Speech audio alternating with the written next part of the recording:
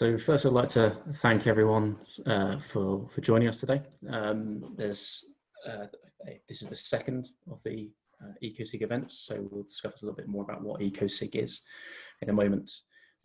So tonight's discussion will be focused on marine renewable energy industry and specifically in relation to installation challenges. So it's great to have a good number of people. I mean, already we've got 50 participants. I think we had a sellout of around 100, so maybe there might be a few stragglers coming around, so I guess we'll have to see. But as I said, this is the second event of ECOSIGG, and if you do want to have a look at any previous events where we had 3 talks previously at Ørsted's offices back in February, then please do head on to YouTube and search for ECOSIGG SUT, or if you're able to kind of use the link below, do so. And then you'll be able to find the 3 talks, which again will focus on renewable industries with presentations from Fugro and National Oceanographic Society and the University of Oxford. So there's been there's been what is ECOSIGG? So ECOSIGG essentially is the early careers group of the SUT,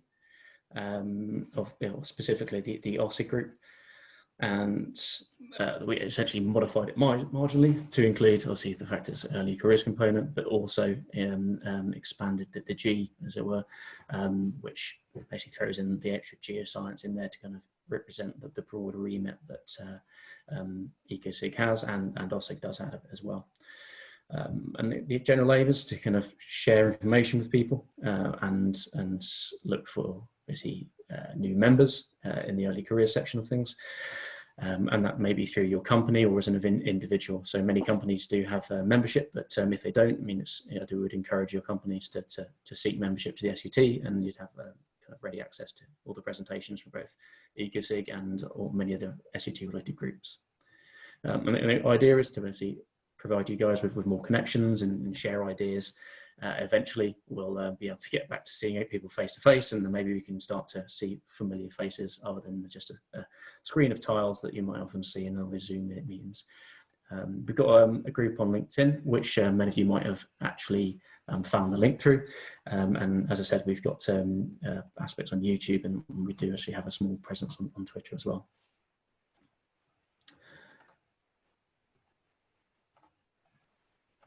Just admit a few more people. There we go.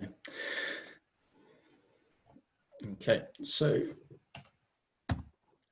before we start, we've got a bit of a Zoom mini quiz. I mean, people might well be a little bit sick of these because I'm sure plenty of you started doing those at the beginning of lockdown, but a couple of questions that relate to the topic of tonight, so renewable energy. And there's a poll that we'll put towards yourself, but we'll get onto that in a moment.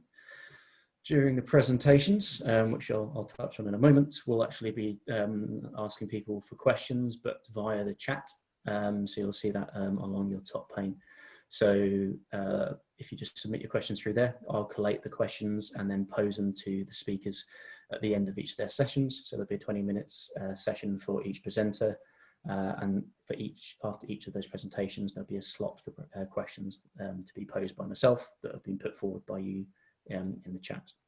And at the end, if you've do have time, there will be a QR code and a link to a questionnaire. Just provide some feedback, and it'd be good to hear from you all and find out what you'd like to see and what your thoughts were, so we can improve things going forward.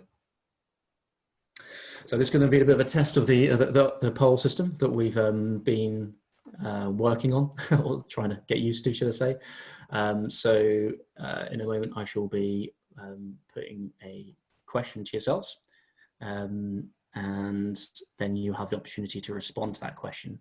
So I would like to launch polling. So hopefully everyone is currently able to see a question, which is, in which country was the first onshore European wind farm installed? So it seems like there's a number of people participating already, and we're starting to get answers back. So have a little think about this, and once we get over maybe kind of 40 or so respondents, which are not too far off now, then it'll be good to see what people's thoughts are on this one.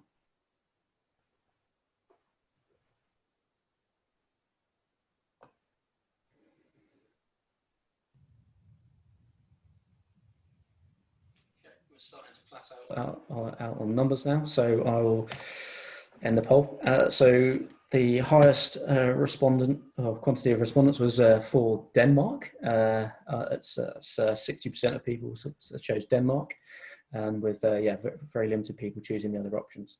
So what I will reveal is actually, those of you that answered question C, the actual answer is Greece. It's a location on one of the small Greek islands, and that's this is in the top right-hand corner. So that was indeed for Europe's first onshore wind farm. So it's been going for quite a number of years. I can't recall the year, in fact. So the next question. So those are results that people answered. I will also then put forward the next question. So question number 2, in which country was the first fixed bottom offshore wind farm turbine installed? And already there seems to be a bit of a leader in this one. There's some competition. There's maybe a bit of a split here.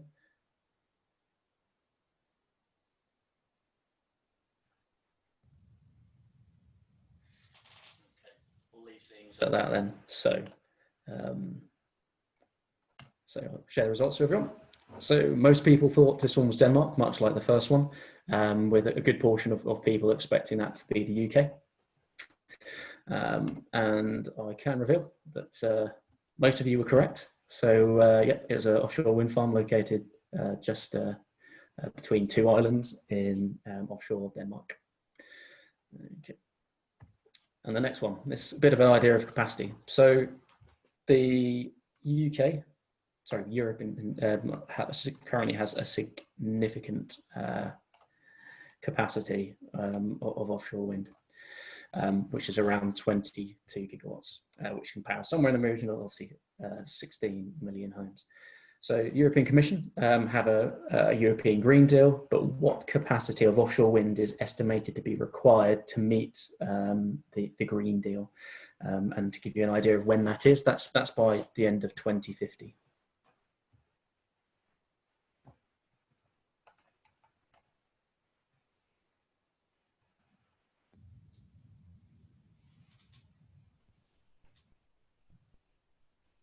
Seems to be about a quarter of people that just passively watching. No votes on those.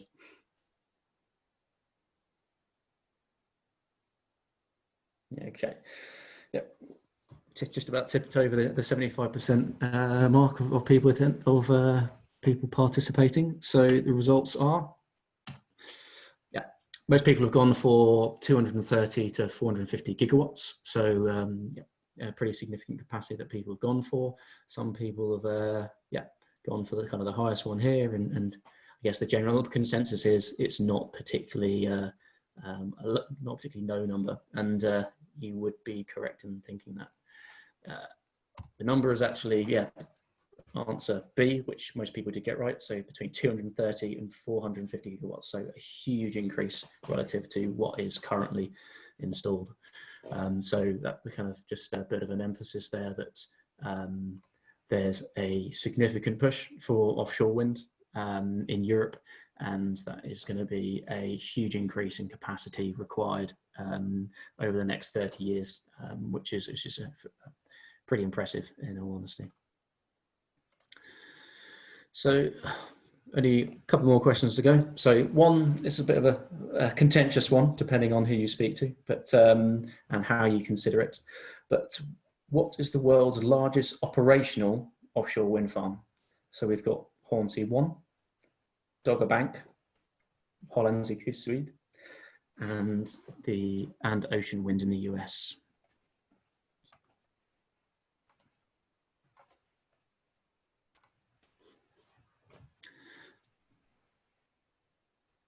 And already there's a bit of a front runner on this one.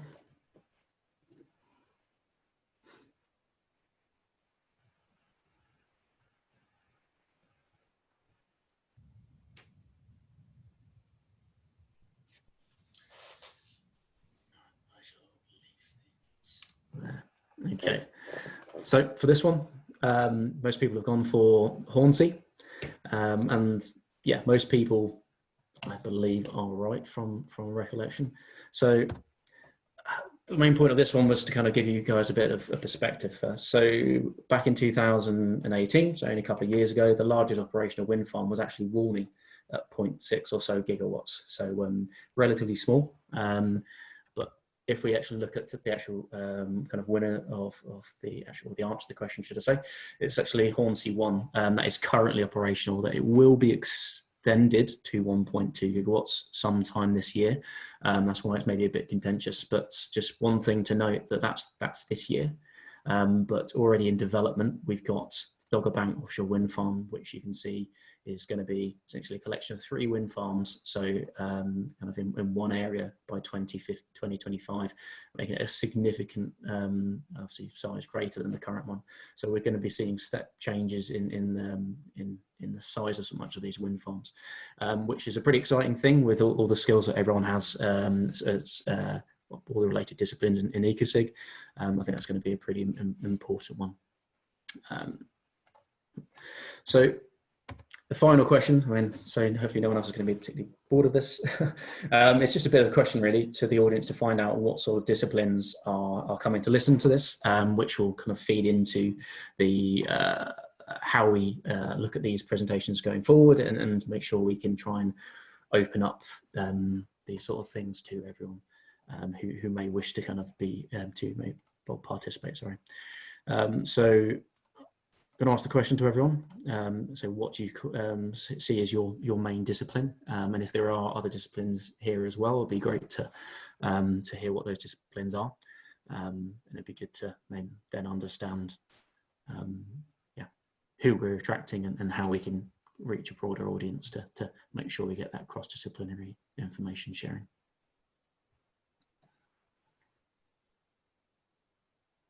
Okay. Looks like we're getting close to kind of people finishing participating. There's just a couple of others out there that put their names down, and so I'll stop things at 80%. Cool. Okay, so most people have kind of put themselves into the geotechnical engineer box with obviously a good representation of engineering geologists, geophysicists, and some others. So we'll see what those others are. That'll be interesting to see. Okay, so that's it for the polling for this evening. So rest assured you don't have to see too many Zoom polls again. So moving on to the presentations we have this evening. So we've got 3 presenters from industry tonight. So first up, we've actually got Brian Mackenzie, who's going to be presenting a presentation on boulder identification and foundation installation risk. And then we'll have Indrasenan Thushyanthan from Atkins, and he'll be presenting on seabed trenching and ploughability in relation to pipelines, as well as obviously cables, which is the same process. And then thirdly, we'll have Lewis Jones from Sea Green Wind Energy presenting on suction casing installation and a particular case study. So I will pass things over to Brian now. And before, as I do so, bear with me a second.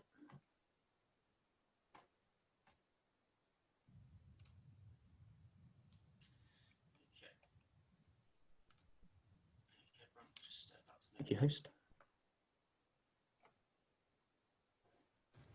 Okay, Darren, so I see you've made me host. Hopefully you can now hear me.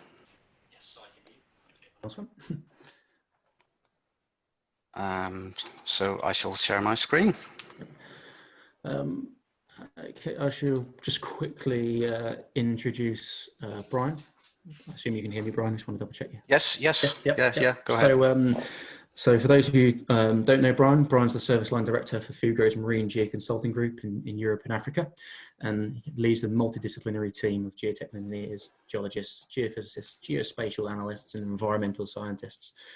He's a chartered engineer with over 25 years of offshore consultancy experience, and has led projects in northern European frontier regions, including the West of Shetlands, where there's exceptionally challenging soil conditions, such as BP's Clare development.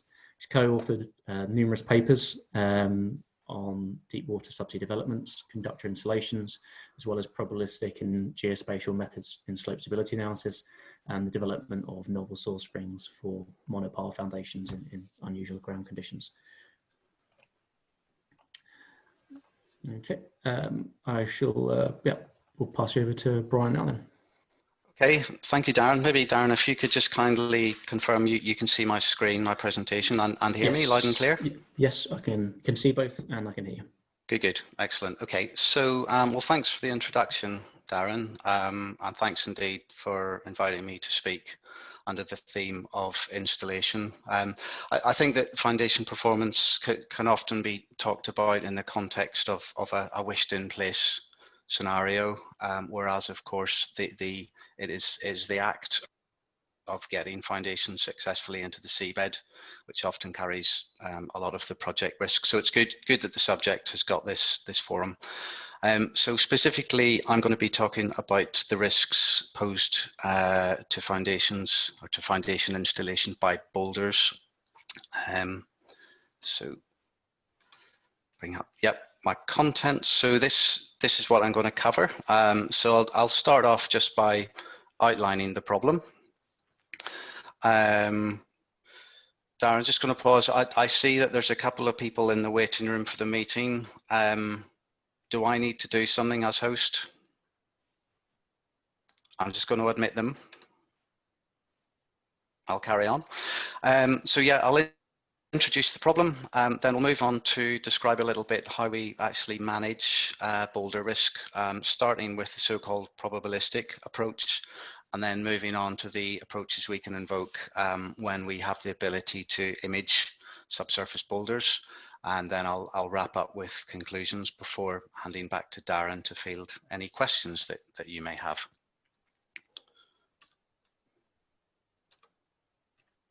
So, problem introduction. So this is where I have the task just of convincing you that boulders do indeed pose a risk to foundation installation. But hopefully one doesn't have to look too far to see and affirm that boulders do indeed pose a risk. This is a headline from Technical Press or Technical Business Press just a couple of years ago.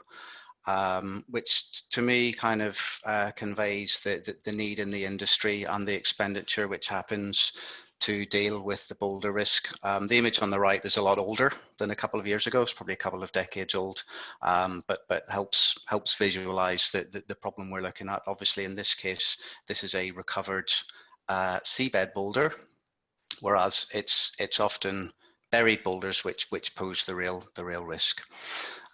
So yeah, as it says here, boulders, particularly when buried, they pose a significant risk to installation. Commonly, the risk that we probably most commonly think about would be to driven piles. So we could have local pile tip damage, as per the center image there, or the damage can propagate to run all the way along to form a buckle for a substantial proportion of a pile length, if the pile continues to be driven past a boulder obstruction. Or it may not continue to be driven and may refuse, so you may have premature driving refusal. Either way, it can lead to the need for costly remedial work. Or if, for example, drilling out, mobilizing a drilling spread, drilling out the damaged pile and grouting in an insert pile, very expensive. Or if that's not possible, it may even lead just to abandoned locations. So it can be quite a bitter financial pill to swallow in the installation. And as well as the permanent foundations to be installed, we also need to think about the equipment actually used to do the installation. That equipment itself can be susceptible to boulder damage, especially if we consider jack-up construction rigs with footings that are designed to penetrate into the seabed until they reach some equilibrium with the preload. So that those mobile units, their foundations, yes, can be damaged as well. The image on the left is a jack-up construction rig with tubular legs. So a bit like piles, albeit reinforced with a cruciform. The image on the right is, well, it's just a mesh rendering of a jack-up spud can. So it's a kind of a shell structure which sits at the bottom of a jack-up leg. So they can be locally damaged by boulders, or even if the footing strikes a boulder at some eccentricity, it can induce a bending moment in the leg and can cause all sorts of problems with the construction equipment. So it's not just the permanently installed foundations that are at risk, it's the installation equipment itself. Geographically, and in the context of offshore wind especially, or included, of European offshore wind, boulders are a very relevant problem. So we usually associate boulders with glacial soils, and we would expect particular high concentrations of seabed or buried boulders at the kind of extents of glaciation, so the glaciated margins, where we've got terminal moraine features. So there's been quite a lot of study work into this performed west of Shetland, really in relation to an oil and gas development, but it's still relevant. So the image on the left is showing the Shetlands, and the red lines you see, that they look like contours. They're not depth contours. They're actually showing the extents of different ages of glaciation, and along each of those contours is essentially a moraine ridge with a high concentration of boulders. Same with the Baltic Sea, the image in the middle, slightly strange orientation. It's some NASA imagery of the Baltic, very high boulder risk there as an offshore wind development area. And the image on the right just showing a slightly bigger scale portion of the offshore the UK mainland, so that the concentration for the new Round 4 licensing in ScotWind, a lot of the areas there, again, susceptible to boulders and therefore carrying an installation risk. So hopefully you're on board with me in agreeing that boulders are a problem. So we'll now start to talk about how we manage that. So first of all, the so-called probabilistic approach. So this is a risk management approach which we would invoke where we have an underlying suspicion or expectation of boulders, I guess based on the geology in the area, but little or very little specific location information. So we know that they're there, but we don't know exactly where. So we can't avoid them, but they pose a risk. So what we would do in such circumstances is examine all of the available data, which may come from well drilling records. It may come from geotechnical boreholes. So the top image on the right is a geotechnical drill bit. It's a claw bit designed for advancing boreholes in hard glacial soils, but this one sat merrily spinning on a boulder for about an hour before being recovered, with not much of it left. But it's instances like that which can tell you or give you very firm evidence that you've got a boulder. And also boulders which can be more readily identified on the surface from geophysical data.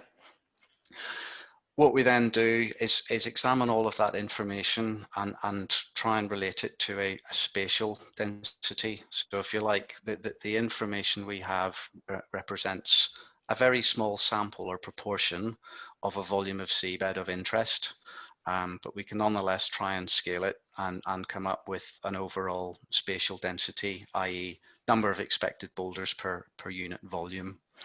That would generally assume a Poisson distribution, so a constant, if you like, a constant mean rate of occurrence. So you've got the currents randomly distributed throughout the cake, as it were. But of course, we can refine that using knowledge we have of the depositional environment. So we don't have to have a constant mean rate of boulder occurrence across a whole development area. We can finesse it based on different seismostratigraphic units. What we then do is we use that spatial density in a risk assessment. So first of all, we use it to estimate the probability that a foundation which we want to put into the seabed actually impacts a boulder. So the probability of impact, or P impact, as shown here. So that's a function that depends on the size of the boulder and the size of the foundation element that we're putting into the seabed, as well as the underlying spatial density of occurrence. More specifically, the probability of impact, it's the product of what we call an interaction volume, which is itself an interaction area times a length. So the interaction area, if you like, it's in the image, it's the hatched annular area, where if the center of a boulder falls within that area, it will impact upon the foundation cross-section area being installed. So we can formulate that. It's quite a simple geometric problem. We can formulate that, and then we can then relate that to the overall chance of a successful impact-free installation. So if we consider an example, let's envisage a cubic volume of seabed, 100 meters by 100 meters by 100 meters. So 1 million cubic meters, and it's got 10 boulders in it. Then our spatial density is 10 to the minus 5. If we crunch the numbers for a 7.5 meter monopile driven to 40 meters, we would calculate the P impact, probability of impact, for a 1 meter boulder. It comes out at about 1% or a little bit less. So that's quite a small number. But it's not negligible. And especially if you then consider, when we're talking about offshore wind farms, we have multiple units to be installed. So if you aggregate that risk for, let's say, 100 such monopiles, then the probability of at least one of them impacting a boulder elevates to 63%. So in other words, you've only got a 37% chance that you will have an impact-free installation campaign. So suddenly the risk is very, very credible and significant. Now, so far we've talked about the probability of impact. Of course, it doesn't always follow that an impact causes damage. We are able to assess the consequences of an impact or model it. Again, it'd be a function of the foundation geometry, particularly the D over T ratio and the material strength and the boulder properties and the size, and also the strength of the surrounding soil. So we're quite, as an industry, we're quite progressed in our ability to do that. But what I would say is there's no point going overboard on the consequence damage assessment if the underlying probability assessment is a bit shaky, because it is based on vague information. So it's important to balance the two.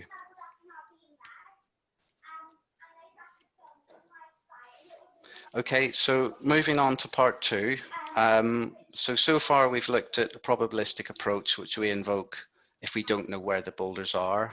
However, the good news is that in the industry, and this is very recently, literally just in the past few years, geophysical survey methods have progressed such that we can actually image buried boulders. So the two images on the left are actually, it's a seismic section from exactly the same line and part of seabed.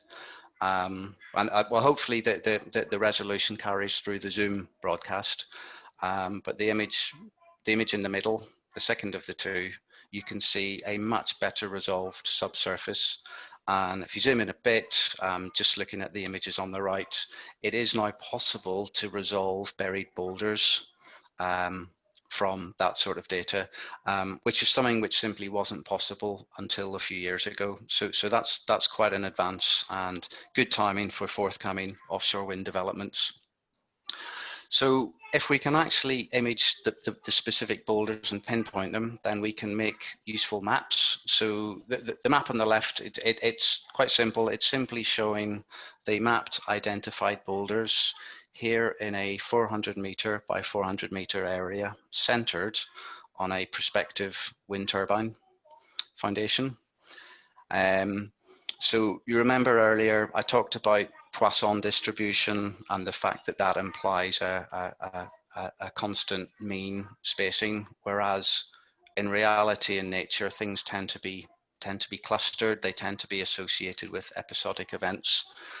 So you can kind of see that in the left-hand image, but you can then manipulate that sort of mapping just with a simple numerical mapping derivative, and plot the aerial density of boulders, and that enables you to see even better the, if you like, the hot spots or the patches of higher boulder density. In this particular case, kind of rather unfortunately, the proposed wind turbine generator is in such a high spot, but it doesn't matter, because the point is, if you can actually identify the boulders, you can microsite, and you can, of course, avoid them. So that's very good news, but, and there's always some buts. As an industry, we're not completely out of the woods yet. There are still limitations with the imaging.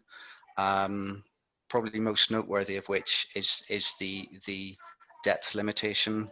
So when we are dealing with hard glacial soils, the sort which tend to have boulders, there's currently a depth penetration of such imaging of about 20 meters, which isn't enough to cover your typical offshore wind farm foundation. So it still means you would be driving foundations deeper than the imaged zone, and you still therefore have quite a bit of residual risk. There's also a lower limit to the resolvable boulder size, and it's just all boils down to the frequency of the seismic signal, which itself interacts with the achievable penetration. The survey methodology is itself, because of the high resolution, there's a high need for positioning accuracy and depth accuracy, so it's very weather sensitive. And I have to say there have been some pretty painful commercial experiences in trialing and using these methods in their pioneering projects. But again, it's improving. And lastly, the actual process of picking and identifying the boulders from the image is extremely time consuming, especially if you want to size attribute them in multiple orientations. So if ever there was a candidate for application of machine learning to identify and size boulders from seismic records, this is one for sure. So we're ready to wrap up. So I'll just share some wrap up and share some conclusions from all of that then, if I may. So yeah, boulders, especially when they're buried, of course, they pose a significant risk and can ruin projects. And that's because the remediation can be drastic and very costly. And of course, in some cases, it's quite possible to inflict damage and carry on driving a pile and not necessarily know that the pile is deforming. And then what you have is an installed pile. The geometry is not what it should be, and quite probably won't perform as it should be, and you don't know. However, recent advances in geophysical survey mean that we can now see or image subsurface boulders, albeit within the practical limits that I discussed or shared. We can model the consequence of a boulder impact through analysis, soil structure analysis. That's quite advanced, but just to reiterate the earlier point, you need to balance the application of that and the effort with the reliability of the underlying strike prediction. And as well as just considering your permanently installed foundation elements, yes, you need to consider the risk to the installation equipment as well. So that ends the presentation. Hope it was clear and informative. So Darren, I think at this point I hand back to you, make you host, and you can field the questions. Yeah, that's correct. So I stop sharing. Darren, I'm not seeing the different tiles where I can select you to make you host. On the right hand side, you see the participants. Yep. If you select me or wave a cursor Select over more, and there should be an option there. make host. There you go. go. Back to me being host now. Thank you. Yeah, thanks very much, Brian. Let me just continue to share my screen on this one. So there, I don't think there's been too many questions as yet, but from my side, I just had a bit of a kind of a question. I mean, you talked about a couple of the different mitigation measures that could be done, but what, in your opinion, do you think provide the most value to the client? Well, in the long term, the continued technological developments which allow increased depth penetration and resolving the boulders, because then that will remove the uncertainty. That will remove the uncertainty from the process. So in the long term, that's going to provide the most value. You know, until we do that, there's always going to be some residual risk. I guess, you know, as well as assessing the probability of impact, that allows the project to understand its risk. Yes, we can still invoke some soil structure analysis to assess whether impacts will cause damage. And that will allow the project to understand its risk profile better. And the boulders that you showed, so you say that it's now possible to identify boulders with these new geophysical techniques. What geometry is able to be reconciled from these type of data? When you say what geometry, you mean? Is there a minimum size that you can see, as it were? Or is it... Yeah. So probably a minimum boulder size of about 0.5 meter. So bearing in mind that, you know, a boulder by definition is something bigger than 25 centimeters, 25 and a bit centimeters in a couple of dimensions. So it won't let you see everything that classifies as a boulder, but arguably if you're down to that size, it's likely to have much less impact on a foundation element. So it's the bigger boulders you're interested in. But yeah, currently probably not going to see anything smaller than 0.5 meter, maybe 1 meter is a more realistic resolvable boulder size, because it's quite often that you see things in the geophysical record which might look like a boulder, but they're just some other sort of local discontinuity or feature in the subsurface. There's a few questions rolling in that we'll kind of put forward from the group. So the method provides quantification of boulders the encountered boulder probability, but does it also extend to pile refusal due to boulder probability? Or could it be extended to? Well, yes, because yes. So then you would invoke some analysis to tell you you'd have to make assumptions about the size of the boulder and the embedded soil strength, and therefore whether the additional resistance that the pile picks up is such that it exceeds the resistance that can be overcome with your hammer. So yes, indeed, you could look at refusal as well, or you could use it to anticipate refusal as well. And another question that's come from the group is, can you use these high resolution surveys to identify boulders? Has it been applied to a cable route? Yes. Yes, you can, and yes, it has been. Obviously, with the cable route, the depth limitation is not a problem. So you're only looking at a few meters maximum. So yes, you can, and again, you can identify. And in fact, the headline which I showed from offshore wind base at the start was actually a call in relation to a cable route clearance in the Baltic. And the final question that's kind of one posed by a couple of people is, has there been any success imaging imaging boulders using 2D surveys, or is it all through 3D surveys? No, that's a very good question. So yes. It's more about the resolution, as opposed to the fact whether it's 2D or 3D. And if you're with 2D and with sufficient line spacing, then yes, you can achieve the same effect. So yes, absolutely. That's great. Well, thanks very much, Brian, and thanks for a really clear presentation. Yeah, and yeah, very much appreciate your time in putting this together, and also yeah, your assistance in some of the tests beforehand as well. So very much appreciated. No, you're very welcome. Thank you, Darren. Thank you.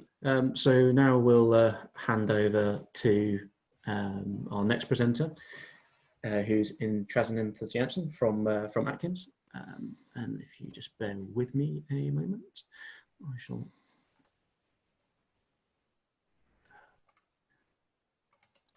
make him the presenter. Okay, so you should now soon be host. And thank you, Darren. Yep.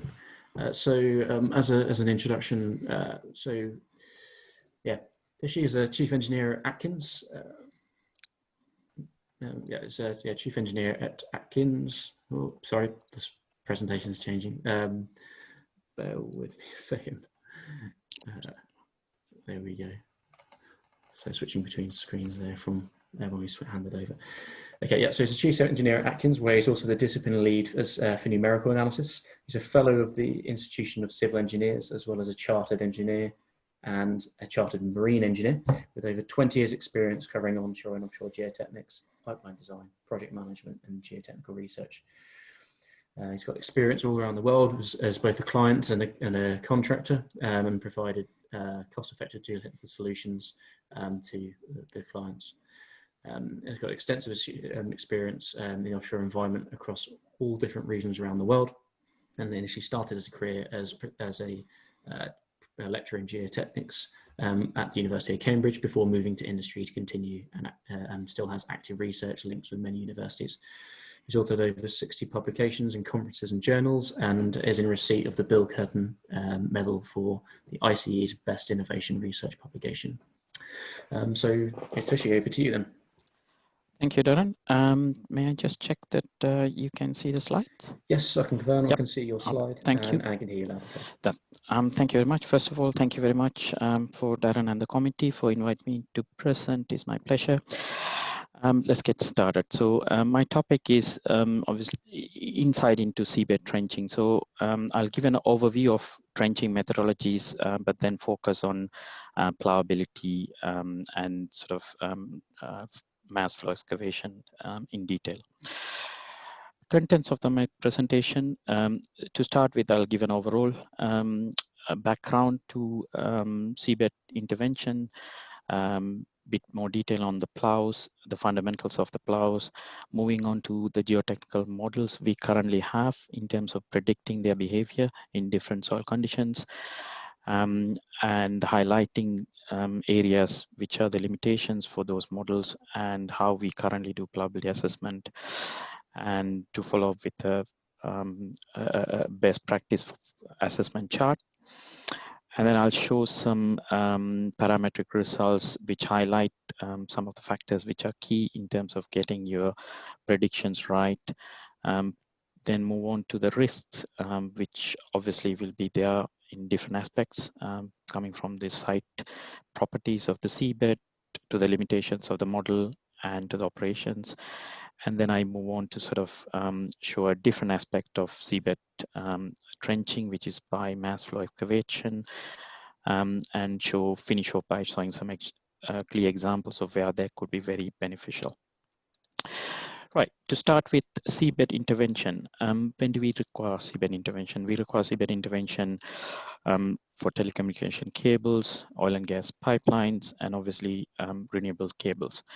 And whether installing them or maintaining them, we require intervention seabed somehow, because most of these are buried in the seabed for various reasons, including mainly protection. Oil and gas pipelines are often buried for better protection, on-bottom stability, insulation, upheaval buckling mitigation, and so forth. Similarly, renewables and telecommunications are also buried. And obviously these come from different guidelines. For example, for cables, we have the cable burial risk assessment methodology, which actually provides you a target burial depth, which you would need to achieve or target to achieve when you want to install them. And obviously, if there's a damage later on, then you would have to unbury them for repair purposes. It's all interesting to know that telecommunication cables are traditionally the first cables to be installed. So since 1850s, they've been installed around the world, and currently you have this map of cables around the world. And 99% of all our internet traffic is through these seabed cables. And currently, as of 2011, there are 428 subsea cables, and they run 1.1 million kilometers. So they are huge, and so they tend to dominate the subsea everywhere. Similarly, if we go for oil and gas, we have pipelines around hundreds and hundreds of kilometers, and this is just a snapshot of areas you will see in Gulf of Mexico, where you can see pipelines pretty much everywhere around there. So seabed intervention, whether for cables or pipelines, for installation, maintenance, and repair, is going to be there for a long, long time. So hence, understanding that is going to be very important for our effective installation and maintenance purposes. Right. If we now look at an overall picture of what type of seabed intervention or trenching we have, in general, we can subdivide them into sort of 4 categories: ploughing, dredging, fluidization, and then cutting and jetting. So I've sort of put them together.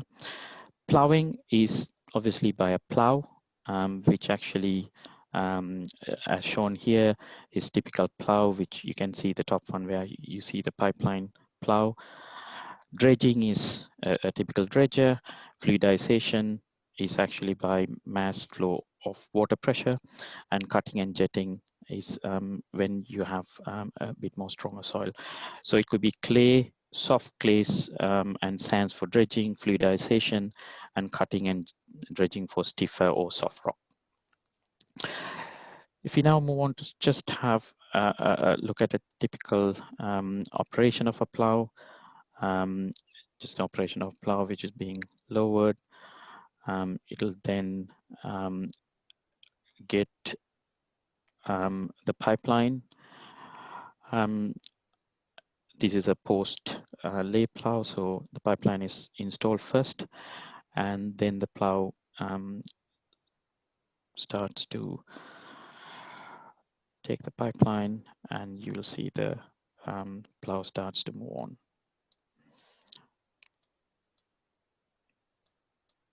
So that's the start happening, and then the plough is basically going to plough and lower the pipeline into the trench, and there'll be another pass as a backfill plough.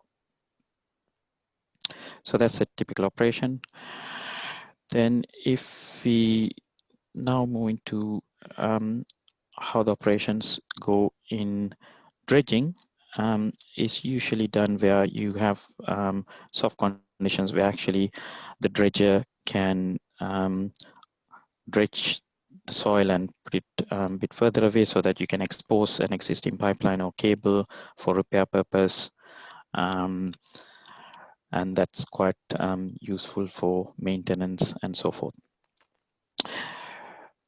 If we now look at another method, which is basically mass flow excavation, where you actually have water being sucked in and then pushed down towards the seabed, and you fluidize your seabed.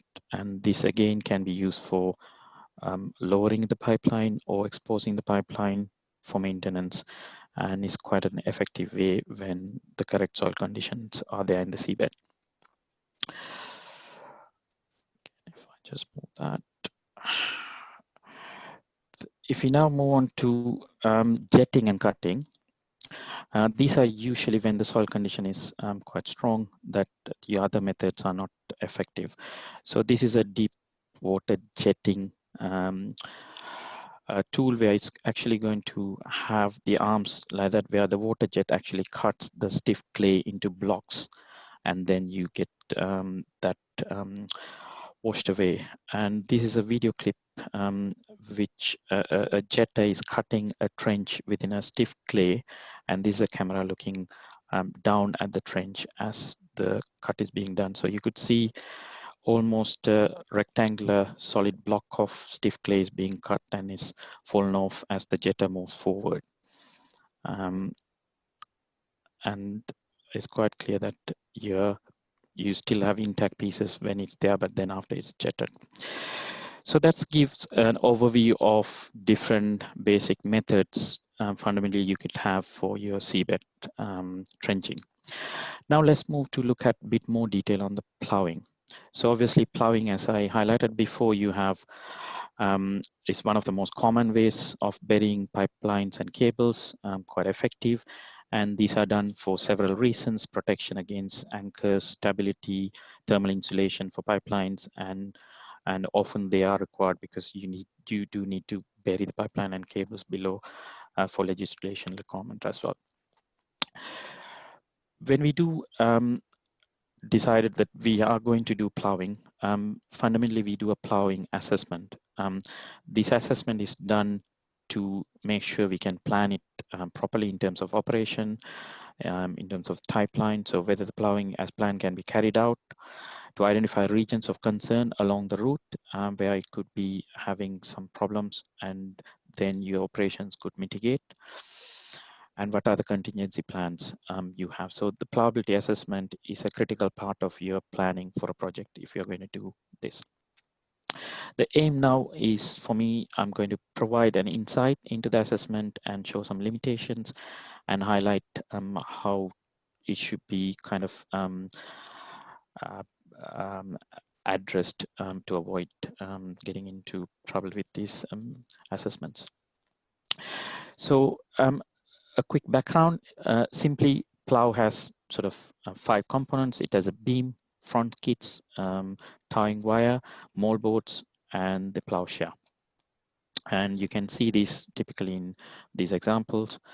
That's the fundamental. Obviously, different ploughs for different purposes will have slightly different modifications, but principally these are the main components.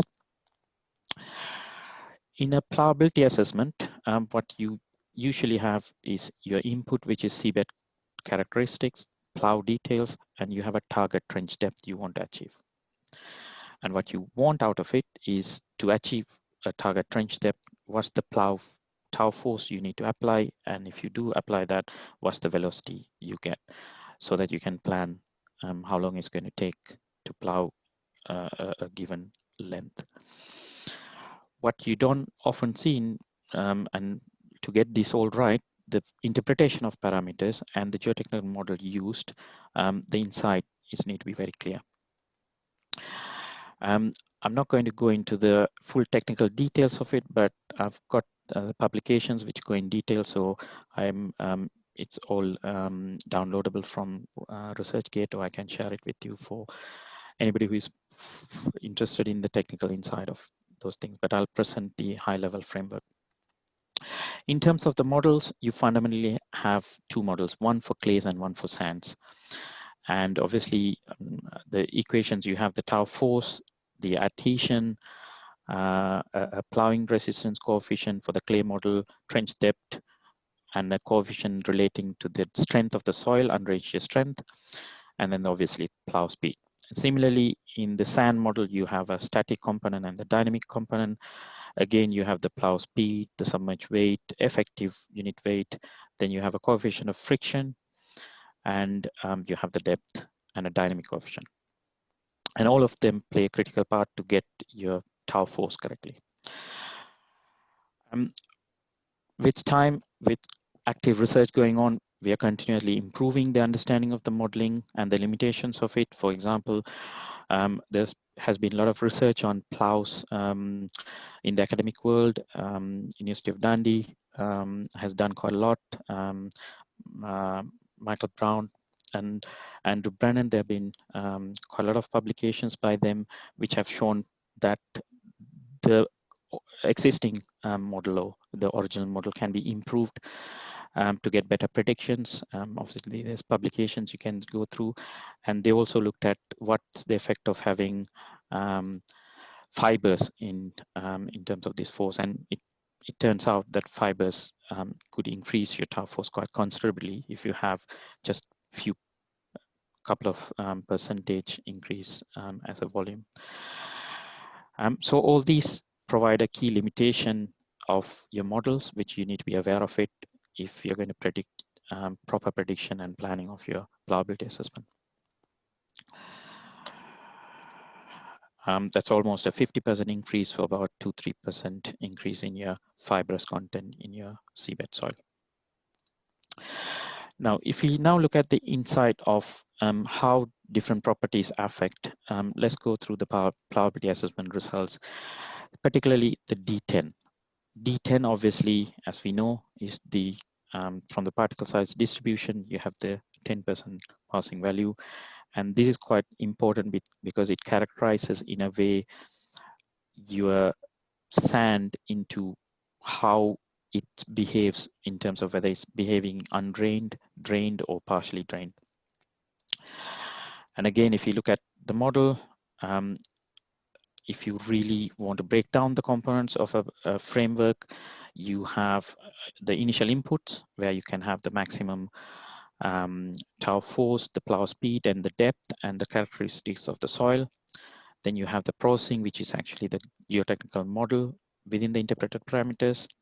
Then you can do the calculation using the model, which then provides you the tow force and the time. Again, I'm not going to go into the full details, but it's sort of the mathematical equations are behind the scene in the publications. But the key point to make is that if you go through the exercise, what you would find out is if you do a parametric study for different density of sand with different D10s, you actually see the key effect of how that plough force and the plough velocity would be impacted. And hence the most important aspect of getting that part when you characterize your soil.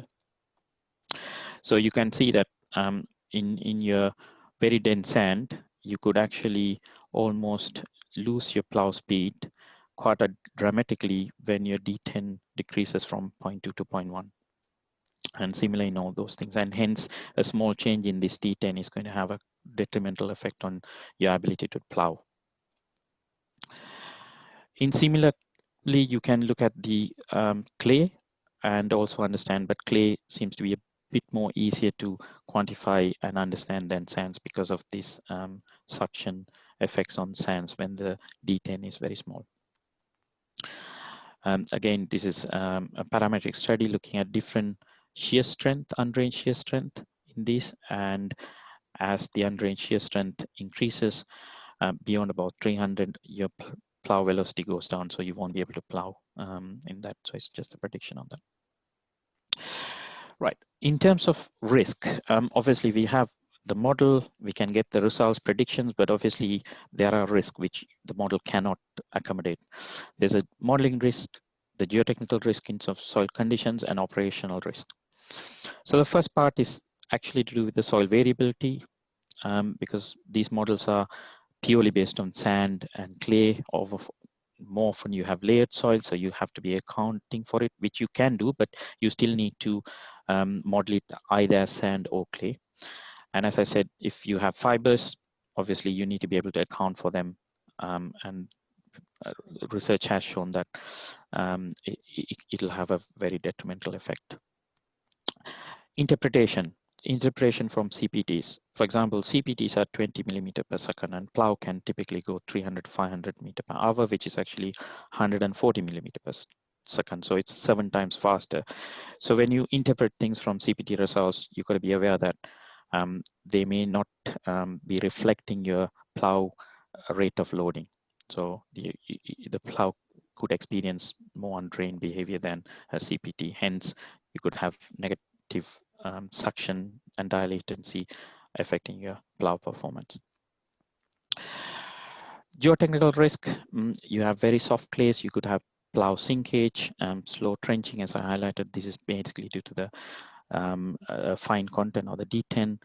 and the trench instability. If you have very loose sand, then you won't be able to hold the trench side trench. It'll collapse behind the plow. So you won't be able to get the correct depth.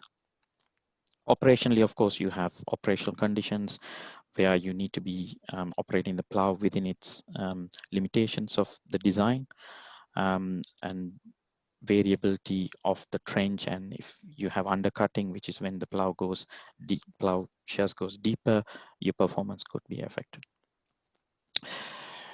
In terms of overall picture, if you were to capture all these effects, the way you would start is parallelly you will have a geophysical survey and a desktop to identify the seabed properly, undertake geophysical survey and geotechnical survey to obtain your soil properties, then combine them to get your design set of properties, which will go into the assessment, which then provides you the ability to do sensitivity test and actually have a ploughability assessment results, including the highlighted risk that you can take it to the project.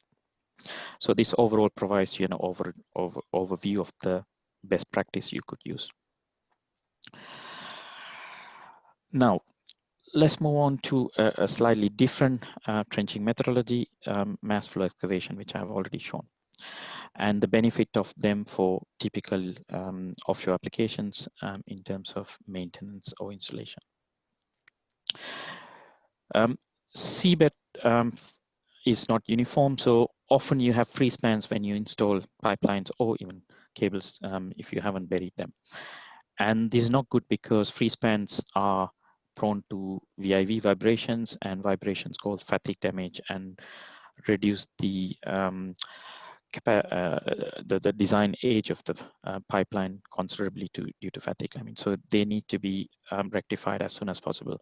In fact, the industry spends millions of dollars every year mitigating free spans. And they're often mitigated by grout backs or rock dump as such. This, so you actually place a grout back and pump grout so that you provide a support. But it's always not the best option. And another option is actually lower the pipeline towards the seabed and bury it. And you could do this effectively, especially if it's operating pipeline, by using mass flow excavators, because it's quite a safety tool. The concept is that you actually rectify using fluidizing the soil, and you ensure you follow the seabed natural profile as opposed to providing something which is not in line with the natural seabed profile. So you will pass the tool, fluidize the soil below the pipeline, and hence slowly lower the pipeline into the seabed. And this way you have a profile which is permanently a solution rather than a temporary solution if you put grout backs or rock dump, because most often these after a while will get washed off. And just a couple of project examples. This is an example where this method was very successfully applied to rectify 86 free spans within a matter of 122 operational hours, which would be impossible if we were to do grout back or rock dump solution for this rectification. And again, I've a publication which I could share, which will have more details onto that. Now moving on, let's look at another slightly different application, which is actually lowering a pipeline quite effectively by almost 6 meters. Again, it's the pipeline which is buried already 3 meters, and it required to be lowered further by 6 meters. And this would be almost impossible by any other method rather than by fluidizing, because it's an operational pipeline and it needs to be fully operational. So this was carried out by fluidizing the soil and making a trench and lowering the pipeline while fully operational by -6. So this shows you where it ended up, the red one. Details are in a publication, but this is basically while the fluidization was happening and the pipeline was being lowered. And a cross profile and how the operation was shown here. You have the pipeline here, And this is almost 1 meter above the pipeline. The tool was fluidizing the trench, and you can see the trench sort of before the tool fluidizes, which is the green, and after the tool fluidizes, which is red. So it's actually being able to lower it. Right. All of this is for getting installation and interventions right. So to conclude, what do you need to do to get seabed installations or interventions right? First of all, you need to understand your seabed characterizations properly. By in-situ testing, lab testing, soil classification, understand the limitation of soil classifications. Second part is to understand your geotechnical model, the limitation of model, being able to calibrate a model for the tool, understand drain and undrained behavior. Third part is to make sure that identification, you identify all the risk in terms of modeling, operational risk, geological risk, geotechnical risk. And finally, you need to be able to understand offshore operations in terms of how you are going to be able to manage all these within the offshore operations. And if you're able to capture all this effectively, then you'll have success in the project. With that, thank you very much, and I'll be happy to take any questions. I'm sure able to pass a presentation over to myself. Yep. That would be great. Yeah, just do stop share.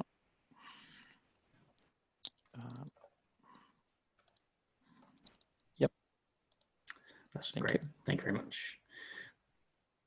Okay, so we've got a couple of questions from the audience that I'd like to kind of run through.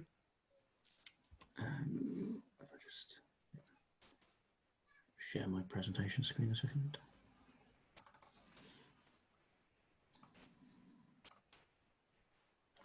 Okay, so the questions that sort of a couple have come through from various people, and there's a few links to the previous conversations about boulder risk. So one of them was firstly asked whether you would perform a boulder risk assessment prior to ploughing, and if so, have you had any experience where boulders might have been struck as well during an installation?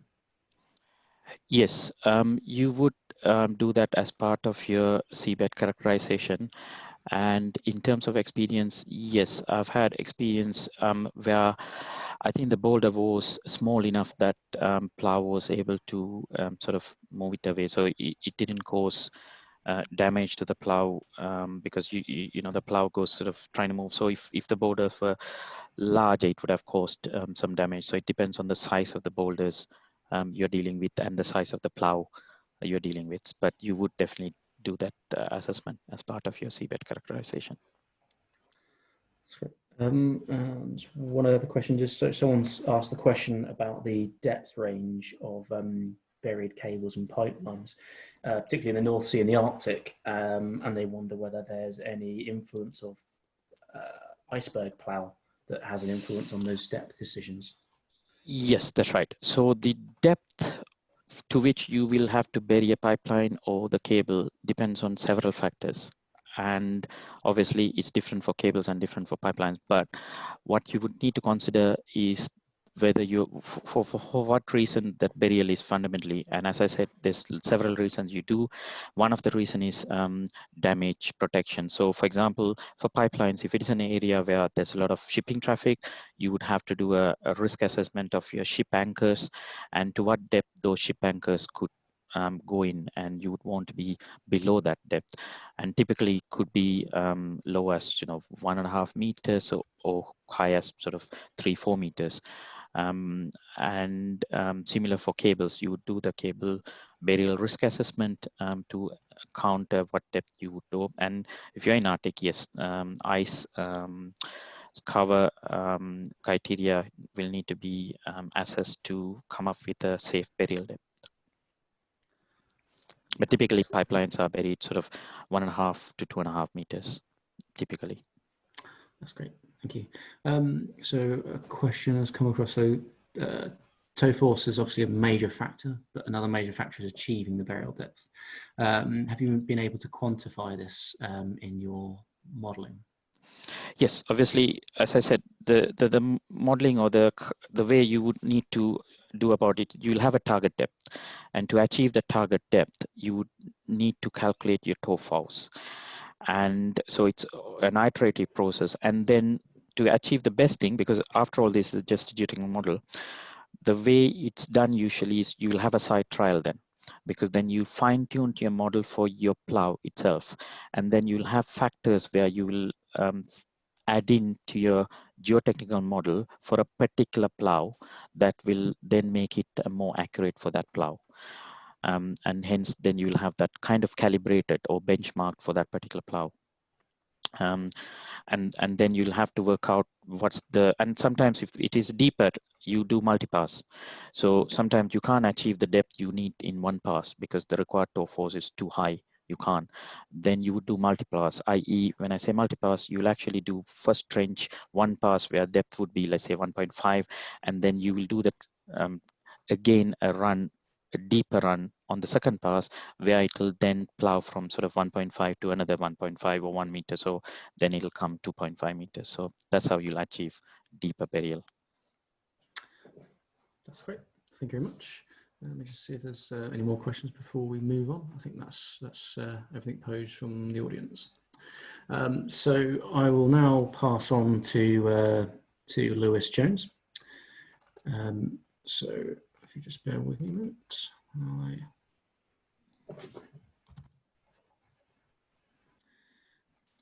Okay, so Lewis, yep, just about to make you host. And yep. So you're currently on mute. If yep, just about to share my screen. Okay, and while this is doing that, I will give you a little bit of an introduction to Lewis. Just yeah. So yeah, Lewis is a geotechnical engineer for SSE Renewables as part of Seagreen Phase 1. Which is actually the largest offshore wind farm utilising suction Casson supported jacket structures. So Lewis is a chartered engineer and primarily offshore experience with specific expertise in advanced and cyclic soil testing and its application in geotechnical design. His career started as a geotechnical engineer in a geotechnical consultancy team in Fugro's Wallingford office, UK, before moving to Atkins and then on to SSE Renewables. He's authored conference publications in a range of subjects, including site characterization, geospatial and statistical analysis, laboratory testing, pile driving, and suction Casson installation, which is the topic of tonight's talk. So, Lewis, over to yourself. All right, thanks very much, Darren. So, yeah, this presentation is going to cover the topic of suction Casson installation, as Darren just described, and also the challenges that can be associated with it. So as Darren mentioned, I'm currently working on the Seagreen offshore wind farm project, which will utilise suction Casson technology. So what I'm going to do in this presentation is first provide some background to suction Casson technology, then discuss key aspects of Casson installation design before presenting details of the Seagreen trial installation campaign, which involved installing a suction Casson across the Seagreen site. I'll then be happy to take questions at the end. So first, a bit of background regarding what suction caissons are and why we would use them. So suction caissons, which are also called suction anchors, suction buckets, or suction piles, they're essentially just a type of shallow foundation. They are essentially a steel cylinder, which is open at the bottom and closed at the top. And the suction part of the name, that relates to how they are installed, essentially by creating a pressure difference between the inside and the outside of the caisson, which then causes the weight of the water column above the caisson to essentially push down and drive the caisson into the soil. And there's some images here to help visualize what the foundation is. So why would we use suction caissons? The key advantage, insofar as most project planners are concerned, is that it's relatively quick and therefore cheap to install. You can install it in one go, so you've only got one single offshore lift, which is also less risky. Other advantages include being more environmentally friendly. There's low noise and no shock waves, unlike for pile driving, for instance. So marine mammals are less harmed, and we don't need to spend any money on mitigations for that. Decommissioning is also relatively straightforward. It's essentially the installation process in reverse. So there's no need to cut piles below the seafloor. And therefore, because the decommissioning is quite straightforward, the whole life costs are expected to be reduced also. There may also be some benefit from having a potentially reduced ground investigation scope. Because it's a shallow foundation, you don't need to necessarily investigate the deeper soil layers, whereas for a pile foundation that penetrates the deeper depth, you obviously would. The major disadvantage, as I see it, for suction caissons is that it's a lot more sensitive to the ground conditions, and this is probably true for all shallow foundations really. It's therefore really important to have reliable site characterization to understand the risks clearly. So now I've summarized what suction caissons are and why we would use them. We would want to know where we can actually put them. So installation design can help to answer this question. The purpose of installation design is essentially to ensure that the foundations can actually be placed where we want them. This can often be a critical project risk, given that ground conditions is a critical project risk also. Installation design can also govern the required caisson diameter size, since larger caisson diameters result in a larger driving force and therefore easier installation. Though of course, if you use a large diameter, you've got additional material costs there. So there is, of course, a trade-off with that. The key phases of installation to de-risk the lifting and lowering phase, touchdown and self-weight penetration, so the subsequent leveling after that, and suction-assisted penetration. The following slides are going to focus on the last three of these phases, which are most relevant to geotechnical engineers. As noted on the slide here, the lifting and lowering phase is mostly analysed by naval architects and structural engineers. So for the touchdown self-weight penetration phase, we need to make sure we don't disturb the superficial soils too much so that we can actually form a sill and subsequently apply the suction which drives the caisson to its target depth. To prevent this disturbance or scouring, the lowering to the seabed is normally done at quite a slow and controlled rate with the vents wide open, and the reason for that is to allow the water to escape through the top of the caisson and not create any waves that are forcing anything down on the seafloor. Because of this, the vent sizes and lowering speeds need to be designed carefully, and they need to consider the local ground conditions and also any kind of seabed slopes or anything. The DNVGL RP N103 standard is commonly used for this, although I think there are some other methods available as well. So high strength, high permeability materials such as gravels and cobbles, they can prevent the formation of an effective sill. So it's very, very important for the viability of suction caisson technology to accurately characterize such materials. The high strength can prevent penetration, and then also the high permeability may prevent forming a sill. Another self-weight penetration issue to be aware of is the potential for differential penetrations across the caissons, which can cause tilt. And so this also needs to be considered in design, which we'll come to on this next slide. So this slide shows how leveling is undertaken with suction caissons, essentially by applying different pressures across each jacket leg or each monobucket chamber. Applying different pressures allows the substructure to essentially be steered into the soil within the required tolerances.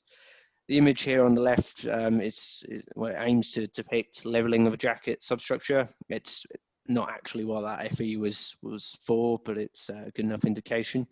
And then the images on the right, they show a monobucket with the various chambers. So probably the most important part of installation design is determining what the soil resistance is.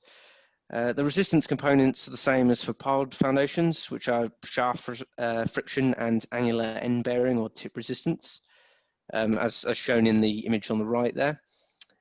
However, it's important to note that these resistances can be affected by the installation process. For instance, you can get liquefaction of sand around the caisson tip during installation, and also the flow of water may affect the shaft friction differently internally and externally. So it's just installation effects, as you would get differences to a driven pile as well. So to predict penetration resistance, there are essentially two categories of prediction methods. These are mechanism-based and CPT-based. Mechanism-based methods, such as the Horsby and Burn method, they are similar to bearing capacity type formulae and aim to capture the real failure mechanisms in the soil. They utilize soil parameters which can be measured from lab testing or indeed correlated with in situ tests. CPT-based methods, such as the DMGL methods, they're more empirical in nature, and they, as the name suggests, they only required data measured from cone penetration tests. The table presented here just shows some example formulae from the OWA guidelines for the two types of approach that have been mentioned here.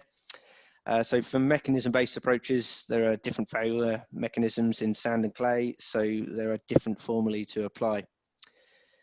For CPT-based approaches, as they are empirical, they tend to use the same formulae regardless of soil type, but the empirical factors that you put into the formulae, they do vary by soil type. So after determining what the soil resistance is, we also need to know what the maximum suction is. There are some limitations on the available suction, and these are summarized very briefly on this slide. One of the key ones, probably the key one, is cavitation of the water inside the caisson or pump. This is caused when the absolute pressure reaches as low as the water vapor pressure.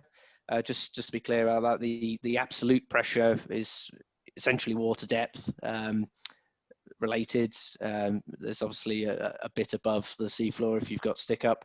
And in addition to that, there's also the total atmospheric pressure of 101 kPa. So getting all of that absolute pressure down to the water vapor pressure, which is typically around 1 or 2 kPa, depending on the temperature, that causes cavitation.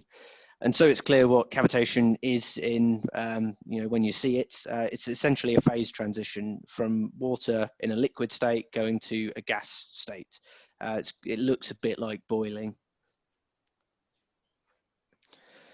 Pump capacity is another limit. Essentially, an adequate pump needs to be specified so that it's capable of discharging the water at the necessary flow rate to create the required suction. Structural design limits are also important to consider. As shown in this image on the right, applying suction makes the caisson want to implode, which can cause buckling, similar to the sort of images that Brian was showing in the first presentation. The limiting structural pressures of the caisson wall and top plate therefore need to be determined, and they need to be determined with consideration of the resistance from the internal soil plug, which is represented by these little springs on the image on the right. Soil failures are another possible limitation. There are a few of these, but the big ones are plug uplift, which is where a layer of soil becomes detached from underlying soil, thereby creating a void beneath that top layer that's become detached. And all that applying additional suction would do is just suck up that detached layer into the caisson, while the actual caisson remains static itself. Plug heave is another one. That's always going to occur because you're essentially forcing steel into the ground, and so the soil will need to displace. And given that you're applying suction, the soil will preferably displace internally. However, if you've got an excessive amount of plug heave, then that could potentially lead to the suction caisson sticking up above the soil, above what it's designed to be stuck up. Piping or rat holing, that's a particular type of hydraulic failure. A good visualization of this would be if you think of Swiss cheese, where it's got lots of holes and channels in it, except instead of being cheese, it's a block of soil. And so having all of those flow paths through the soil, that will prevent the caisson penetrating. However, with all of these soil failure modes, there can often be quite a big gap between theory and reality, so they might not necessarily occur as predicted. So careful monitoring offshore is recommended in practice. So now I've given an overview of the suction caisson installation design challenges. I'm going to speak a bit about a full-scale suction caisson trial installation campaign performed at the Seagreen offshore wind farm. Before I get to the trial campaign itself, just a bit of background about the Seagreen project to set the scene.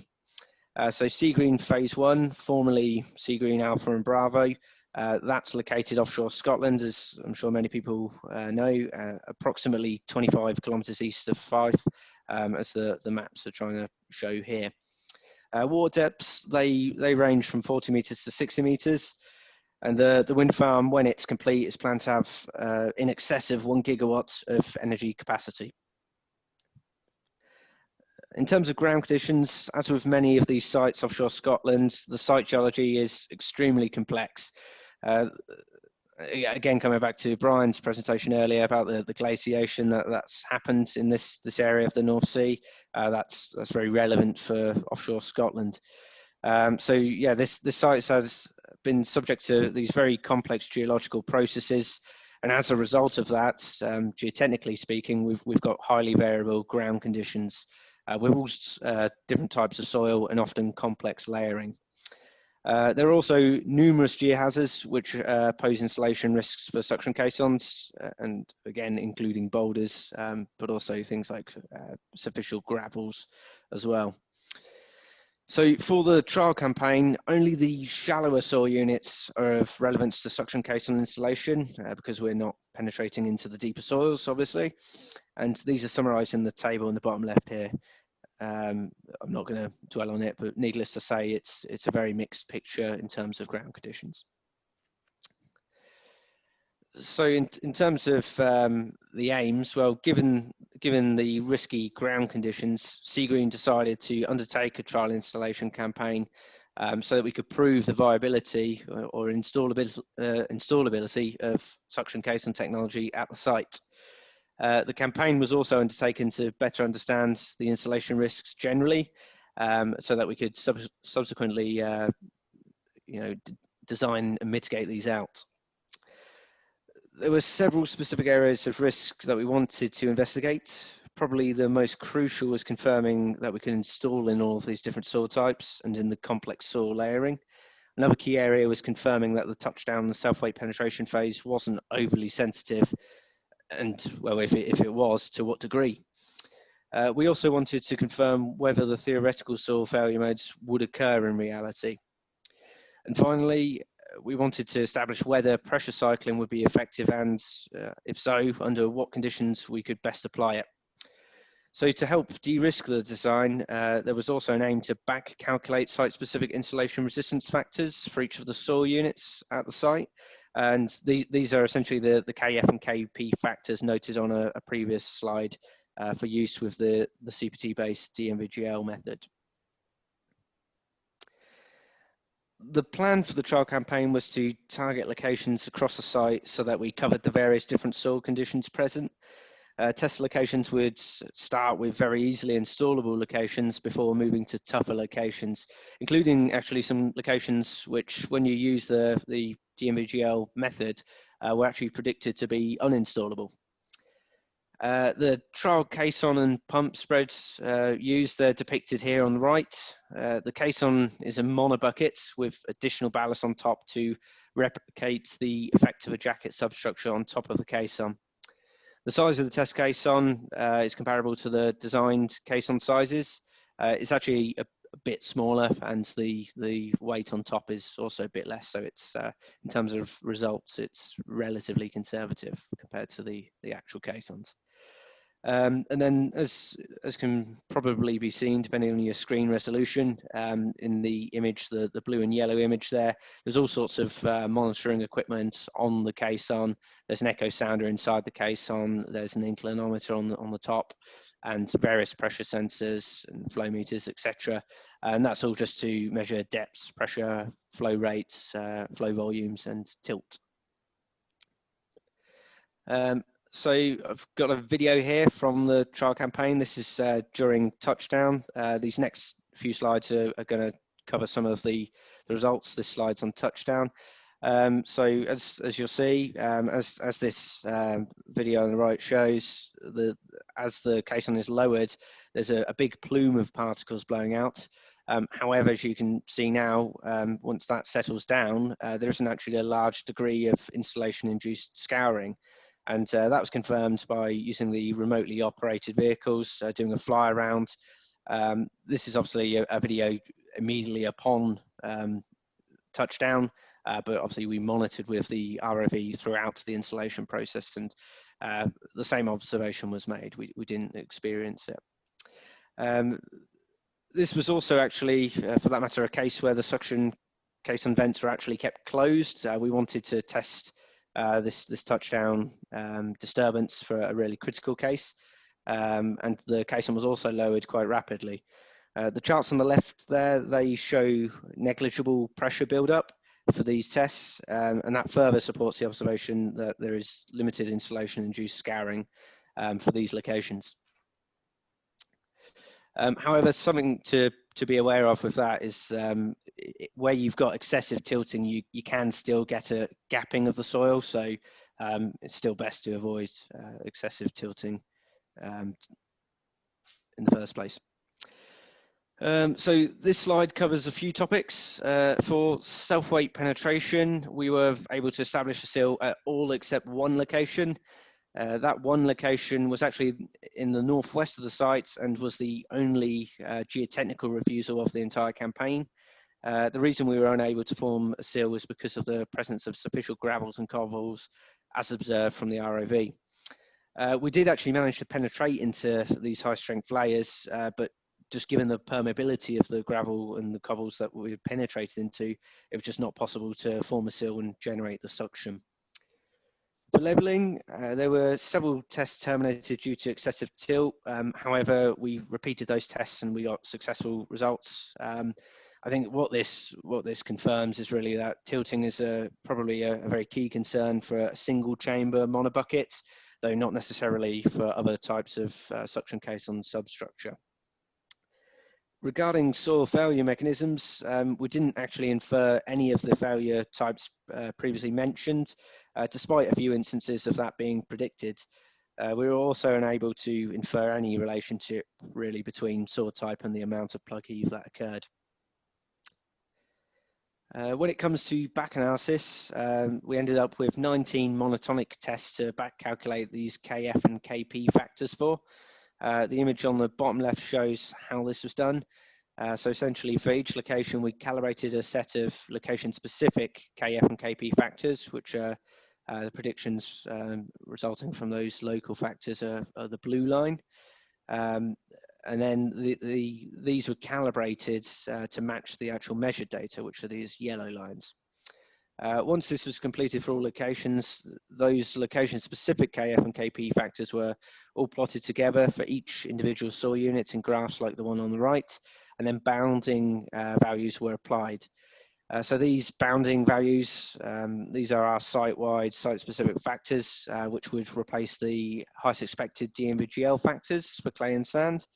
And the predictions using our site-specific factors are the orange lines that you can see in the charts on the left. By undertaking this process, we were able to justify more optimized resistance factors and therefore demonstrates essentially increased installability of suction caissons at the site. So for cyclic tests, these were very positive. The image on the left shows 3 lots of two-way cycling. Just to be clear, two-way cycling is where you go from under pressure to over pressure and back again, whereas a one-way cycle would be under pressure back to the 0 point and then under pressure again. And yeah, it should be noted in the graph that suction is actually positive and overpressure is negative. So just to clear that up. As noted here, there were 4 cyclic tests performed. These confirmed that two-way pressure cycling was more effective than one-way pressure cycling. They also confirmed that pressure cycling was more effective in clay than it is in sand. And as is noted here, the first cycle in clay typically led to around a 50% reduction in required pressure to reach the same depth. Or put in another way, we were getting around 0.3 meters to 0.8 meters additional penetration for that first cycle in clay.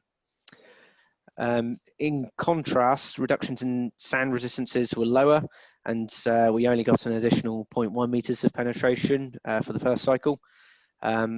For both sand and clay, what we observed was subsequent cycles were less effective, though they did still yield some benefit.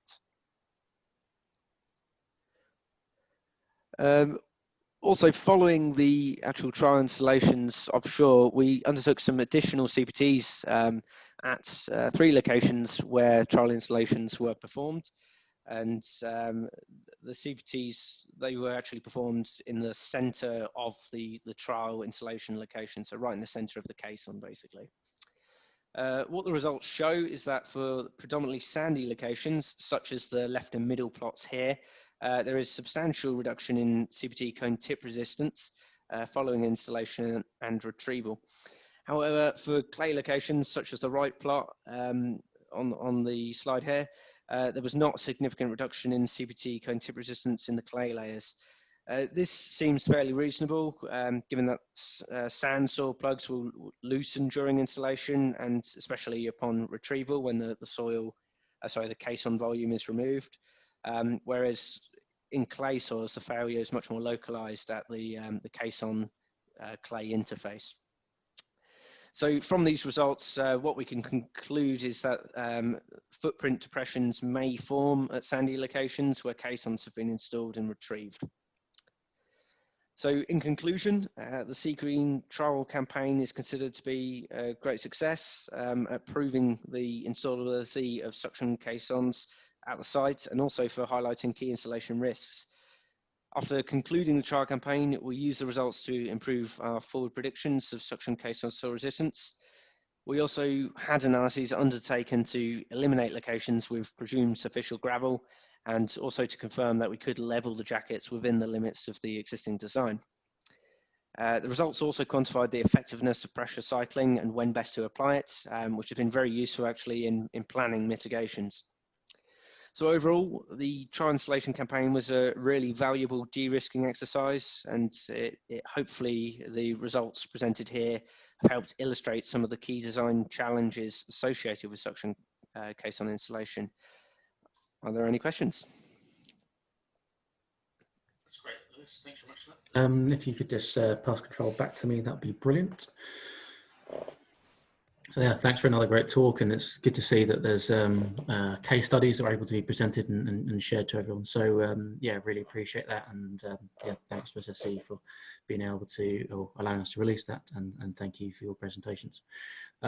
So yeah, I guess thanks to all really for all speakers and obviously attendees for kind of attending now, and those have actually hung on. A few people have obviously dropped off because I appreciate it's pretty late. So the only questions that have come through, there's 2 here. So one touched on the difficulties in installing suction caissons. So earlier in your presentation, Lewis, you touched on that high strength clay and some sands can prevent installation. But are there any key soil conditions that prohibit the use of suction caissons? Yeah, I think the key ones are generally the very over-consolidated clays where you generate a lot of friction. So anything that's a lot more frictional or cohesive rather, that's going to be problematic. Similarly for silts, which are cohesive, where you've got a high cone tip resistance, that proves to be quite problematic for installation as well. That's right. And there's a question, people asking, so what size are suction buckets? For sea green? Well, in general, and maybe for sea green, yeah. Well, it obviously depends on the application. For sea green, the maximum caisson diameter is looking at 11.5 meters. So some are smaller than that. Essentially, from a fabrication perspective, the size that is really governed by the diameter, and diameters for caissons they're going to just follow the diameters for monopiles really. In terms of length, that's a lot more flexible. We're just cutting to length that you require, but the diameter is the key thing, and that will follow monopiles. That's great. Thanks very much, Lewis, and thanks everyone for attending. So yeah, I'd also like to thank those who have helped in pulling this together, in addition to obviously the speakers that we've already thanked, and everyone for attending. So yep, there's a number of people that have helped out in pulling this together. So obviously Steve with the SUT in kind of sorting out some of the license side of things and controlling the kind of presentations, and also yeah, the other members of the ECOSIGG committee listed here on the screen that have helped out in numerous tasks and trying to pull this thing together.